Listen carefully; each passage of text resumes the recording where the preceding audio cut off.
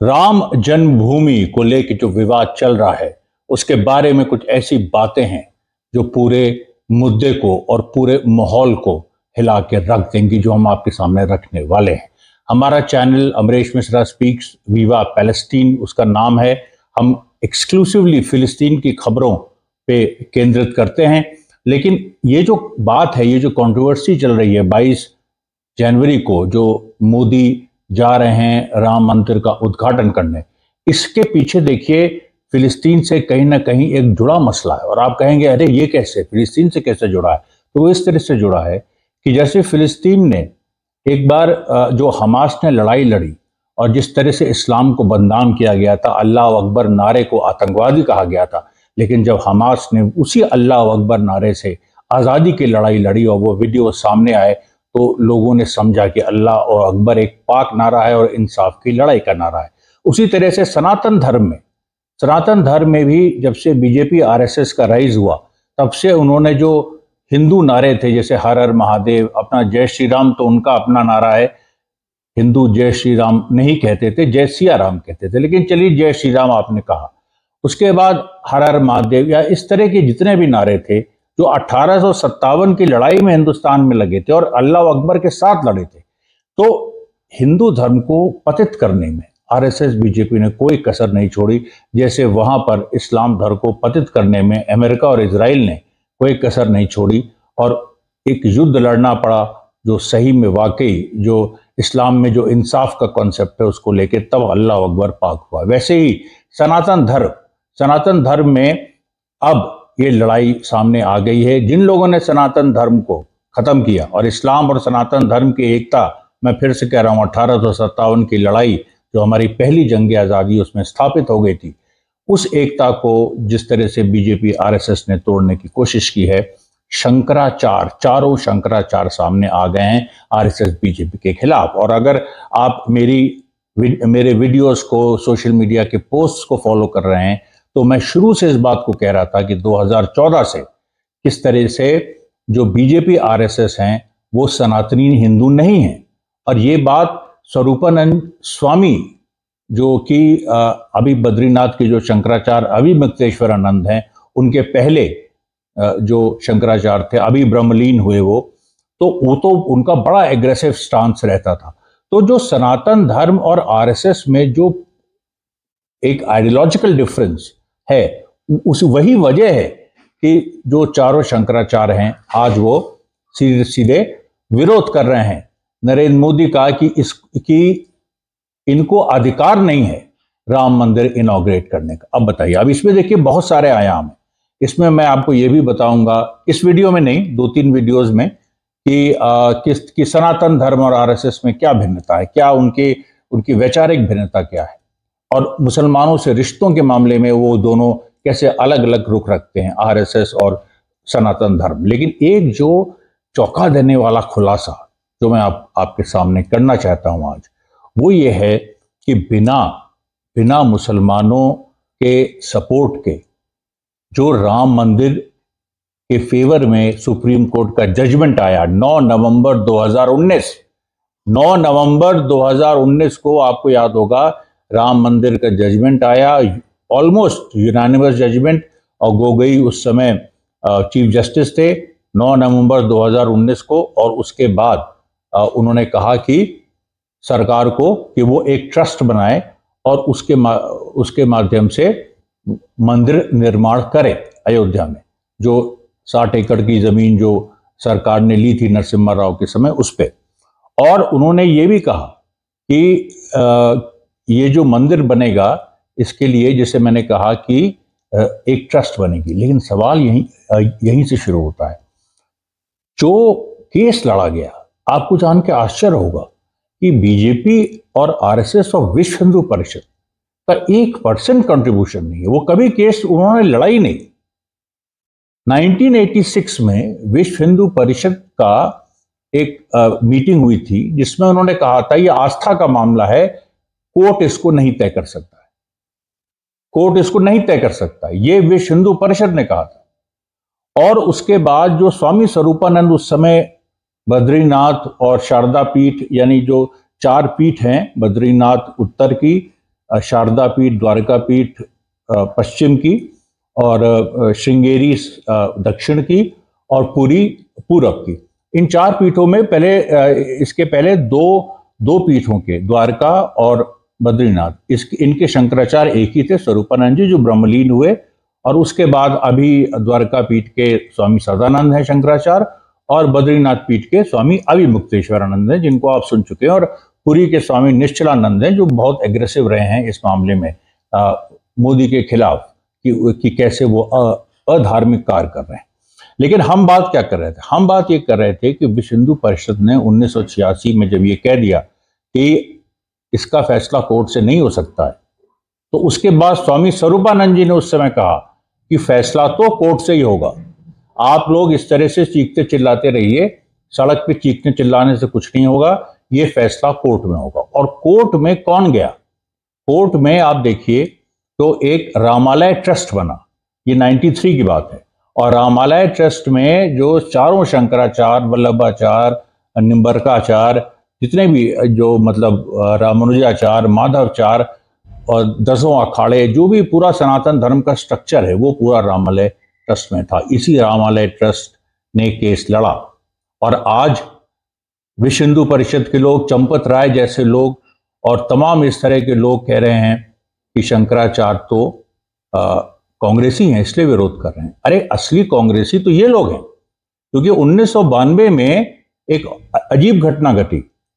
दाऊ दयाल खन्ना नाम का कांग्रेस का विधायक, उसने रिजाइन किया और विश्व हिंदू परिषद ज्वाइन किया। और उसके बाद विश्व हिंदू परिषद ने कहा कि हम जो विवादित स्थल है उसके 92 फीट दूर हम मंदिर बनाएंगे। और उस समय कोशिश थी कि मंदिर और मस्जिद आसपास बन जाए। इस तरह की कोशिश में विश्व हिंदू परिषद मान गया था, और आरएसएस भी उसमें मान गई थी, बीजेपी भी मान गई थी। तो ये क्या ड्रामा कर रहे हैं कि ये हिंदू है? वो लोग तो उस समय ऐसी चीज को मान गए थे जो बेसिकली कांग्रेसी लाइन जिसको कहा जाता है कि उधर मंदिर बन जाए, उधर मस्जिद बन जाए। और उस सवाल पे जो नरसिम्हा राव को स्वरूपानंद जी ने समझाया। एक बार जब बाबरी मस्जिद ढह गई, शहीद हो गई, उसके बाद स्वरूपानंद जी ने नरसिम्हा राव को समझाया कि एक ट्रस्ट बनाते हैं और ये पूरी जो भूमि है उसको कोर्ट में बाकायदा केस लड़के कोर्ट का फैसला आना चाहिए, राम जन्मभूमि वहां बननी चाहिए कि नहीं, और उससे ही हम ये तय करेंगे।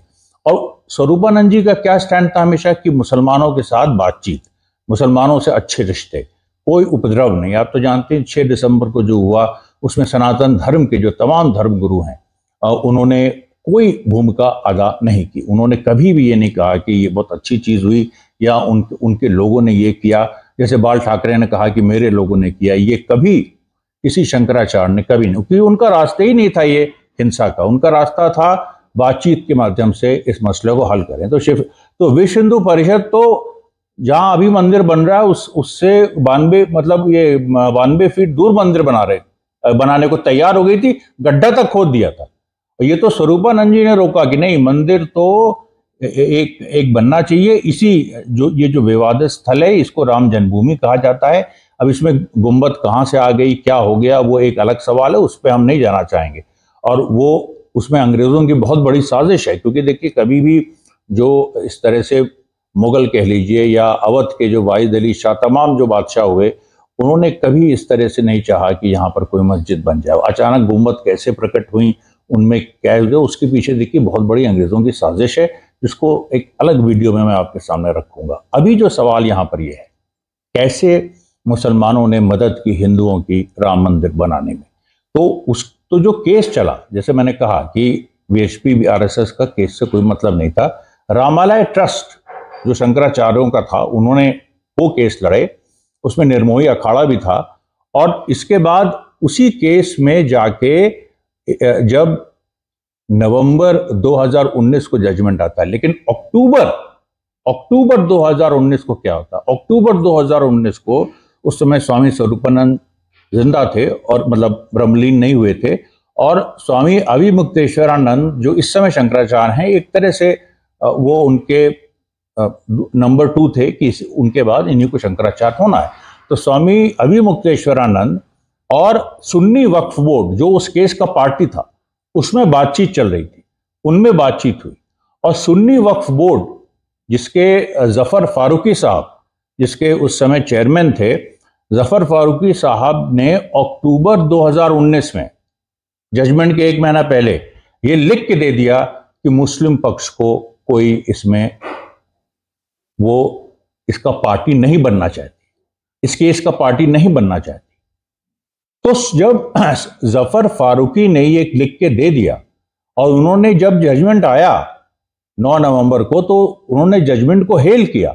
सुन्नी वक्फ बोर्ड के चेयरमैन ने, प्रेसिडेंट मतलब जो उनका मेन जो चीफ होता है, तो जब ये बात सामने आ गई, और यहां मैं आपको फिर याद दिला दूं कि सुप्रीम कोर्ट ने बाबरी मस्जिद को शहीद किए जाने वाले पूरे इंसिडेंट की भर्त्सना की और उसको कहा कि यहां तक सुप्रीम कोर्ट ने कहा कि बाबर ने कोई मंदिर बनाया, बाबर ने मंदिर तोड़ के मस्जिद बनाई, इसके अवशेष नहीं मिलते, इसका कोई प्रमाण नहीं मिलता। ये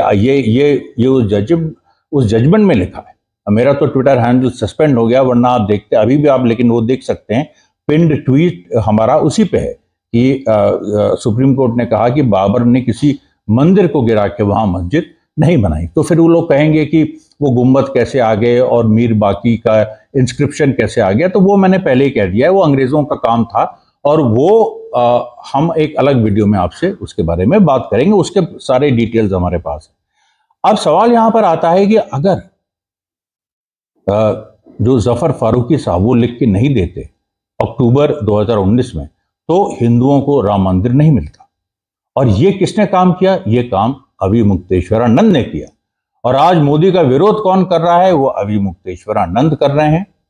और वो जो पुरी के शंकराचार्य हैं स्वामी निश्चलानंद जी, और जो श्रृंगेरी के हैं भारती तीर्थ जी, और जो द्वारिका के हैं सदानंद जी। सदानंद जी की थोड़ी मॉडरेट लाइन है, उनकी बद्रीनाथ के शंकराचार्य अवि मुक्तेश्वरानंद की थोड़ा उग्र है, एग्रेसिव है। निश्चलानंद जी वृद्ध हैं, उनकी भी एक अपनी कटाक्ष वाली, और वो भी पूरा खुल के कह रहे हैं कि कैसे एक राजनीतिक आदमी एक मंदिर का में प्राण प्रतिष्ठा नहीं कर सकता। ठीक है, उन्होंने शिलान्यास किया, शिलान्यास का भी विरोध हुआ था। जो 5 अगस्त जो तारीख है, जिसमें आप देखिएगा कि उसका जो मतलब नहीं, सॉरी, जो 5 अगस्त 2020 को जो नरेंद्र मोदी ने शिलान्यास कहा था, उस समय स्वामी स्वरूपानंद जी ब्रह्मलीन नहीं हुए थे। उन्होंने ये कहा था कि ये शिलान्यास गलत मुहूर्त में हो रहा है, सावन के महीने में कोई शुभ कार्य नहीं होता है। उस समय सावन का महीना था, अगस्त 5, 2020, और बड़ा अनिष्ट होगा। और उसी के बाद कोविड इस देश में आया। कोविड जो है, हम लोग ने एक तरह से उसको हरा दिया था, लेकिन वापस एक महामारी कोविड की उसी के बाद आई। अब हम यह कहना चाहते हैं आपसे कि आप देखिए, मोदी अपने को हिंदू हृदय सम्राट कहते हैं, आरएसएस अपने को हिंदू हृदय सम्राट मतलब हिंदू संगठन मानती है, सनातन धर्म का नाम लेती है। लेकिन जो इतना बड़ा कार्यक्रम जिसके ऊपर पूरा नरेंद्र मोदी का राजनीतिक भविष्य लगा हुआ है कि 22 जनवरी को वो प्राण प्रतिष्ठा करेंगे। देखिए, मंदिर का उद्घाटन और ये शिलान्यास हो चुका है, ये प्राण प्रतिष्ठा की बात हो रही है जो 22 जनवरी को है। तो शंकराचार्य कह रहे हैं कि प्राण प्रतिष्ठा नहीं हो सकती। क्यों नहीं हो सकती? क्योंकि जो मंदिर है वो अधूरा है। वो अधूरे मंदिर में, क्योंकि देखिए सनातन धर्म में और वास्तुशास्त्र में भी, सारे शास्त्रों में यह है कि मंदिर जो है भगवान का शरीर होता है, और जो उसकी जो मूर्ति होती है वो उनकी आत्मा होती है, और जो शिखर होता है वो उनका सर होता है। तो जब शिखर नहीं बना, मंदिर नहीं बना, पूरा शरीर नहीं बना, तो फिर आप कैसे उसमें प्राण प्रतिष्ठा कर ही नहीं सकते हैं। लोग कह रहे हैं गर्भगृह बन गया। तो गर्भगृह क्या होता है? गर्भगृह होता है कि जो मां का कोख होता है। तो जैसे अभी गर्भ में आपने एक शिशु राम को डाला है, तो उनके पूरा मंदिर तो बनाइए, उनका पूरा शरीर, उनके अंग, सारी चीजें होनी चाहिए, फिर वो प्राण प्रतिष्ठा भव्य होती है और सही होती है। ये देखिए असली कारण है। दूसरा कारण मुहूर्त। 22 जून को मुहूर्त नहीं है, सॉरी 22 जनवरी को मुहूर्त नहीं है।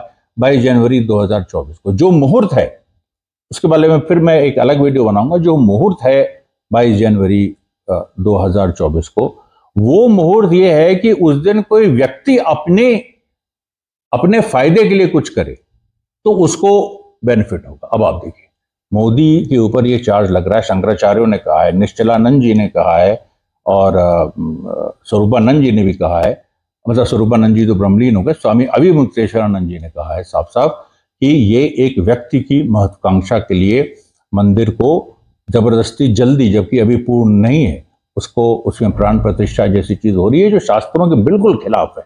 कभी भी प्राण प्रतिष्ठा अधूरे मंदिर की नहीं होती, गलत मुहूर्त में नहीं होती।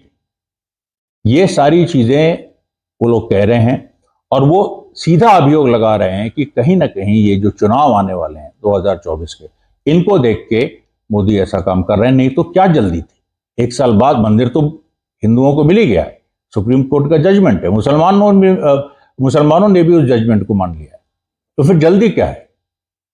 1 महीना 2 महीना बाद, 1 साल 2 साल बाद, या पूरा 6 महीना 1 साल जब तक मंदिर बनता तब ये होता, और उसका धर्माचार्य उसका इनॉग्रेशन करते, उसमें प्राण प्रतिष्ठा करते। क्योंकि प्राण प्रतिष्ठा के समय आप भगवान की प्रतिमा को हाथ भी लगाएंगे, तो हाथ लगाने की जो पूरी प्रक्रिया है ये भी शंकराचार्य उठा रहे हैं कि मोदी कैसे हाथ लगा सकते हैं, वो तो राजनीतिक आदमी है, ये तो धर्माचार्यों का काम है। तो क्या मोदी धर्माचार्यों से भी बड़े हो गए या अपने को शंकराचार्य मानने लगे? तो हिंदुस्तान के प्रधानमंत्री होने के साथ साथ हिंदू धर्म के वो सबसे बड़े शंकराचार्य भी हो गए हैं क्या? जो चारों शंकराचार्य 1000 साल से परंपरा चली आ रही है, मोदी कहाँ थे जब हजारों साल से हिंदू धर्म को बचाया गया, हर तरह से उसमें कितनी कुर्बानियां हुई, सारी चीजें हुई, और मुसलमानों के साथ एक अच्छा रिश्ता बनाया गया। टीपू सुल्तान ने श्रृंगेरी में जो शंकराचार्य पे हमला हुआ था मराठा सेनाओं द्वारा, उसको उन्होंने डिफेंड किया। सारे मतलब तमाम मुस्लिम इस तरह के राजा जिन्होंने शंकराचार्यों को, सनातन धर्म को प्रश्रय दिया, सब कुछ हुआ, उनको बढ़ावा दिया। बल्कि टीपू सुल्तान ने तो ये तक कह दिया था कि वो गुरु हैं और मैं चेला हूं। मतलब एक मुस्लिम जो बादशाह है उसने ये कह दिया कि शंकराचार्य मेरे गुरु हैं। तो ये जो पूरी बात है, और इसमें देखिए अगर जफर फारूकी, फिर मैं दोहराता हूँ कि 9 जनवरी 2019 को सुप्रीम कोर्ट का जजमेंट आता है, और अक्टूबर 2019 को जफर फारूकी ये लिख के देते हैं सुन्नी वक्फ बोर्ड के चेयरमैन, क्योंकि पार्टी हैं उसमें, कि हमको इस विवाद में मुस्लिम पक्ष को कोई मतलब नहीं है, वो अपना दावा वापस लेता है। इतनी बड़ी बात छुपाई गई हम लोगों से। बिना हिंदू, इसलिए मैं कहता हूँ बिना हिंदू मुस्लिम एकता के यहाँ पर कुछ नहीं हो सकता। सेकुलरिज्म की बात तो छोड़ दीजिए, जो सनातन धर्म है वो उसके बढ़ने में, उसके फलने फूलने में मुसलमानों की शुरू से बहुत बड़ी भूमिका रही है। और मैं इसको साबित कर सकता हूँ, शुरू से 1206 से लेके और अभी तक, और कुछ ऐसे घटनाएं हुई, कुछ ऐसे राजा हुए, लेकिन उसमें बहुत सारे लोग तो हिंदू थे जिन्होंने इस तरह से मुगलों के समय मंदिर तोड़वाए। मैं आपको मतलब आप चौंक जाएंगे कि ये कैसे हो गया। तो ये जो सच्चाई है बड़ी खतरनाक होती है। और अंग्रेजों ने तो फिर और जाके वहां पर गुंबद लगा दिया, और ऐसा फर्जी गुंबद, और लड़ाई करने, मतलब पूरा लड़ाई हिंदू मुस्लिम क्रिएट करने के लिए। और लेकिन वही बात आ जाती है कि अगर जफर फारूकी ने ये नहीं दिया होता तो क्या होता। और उन्होंने दिया क्यों? उन्होंने मोदी के कहने पे नहीं दिया, आरएसएस के कहने पे नहीं दिया, उन्होंने स्वामी अविमुक्तेश्वरानंद, यही शंकराचार्य जो मोदी का विरोध कर रहे हैं कि वो एक अधर्म करने जा रहे हैं 22 जनवरी को, उन्हीं के कहने पे जफर फारूकी ने अपना पक्ष वापस ले लिया, जिससे हिंदुओं को राम मंदिर मिल गया। धन्यवाद साथियों, बहुत बहुत धन्यवाद।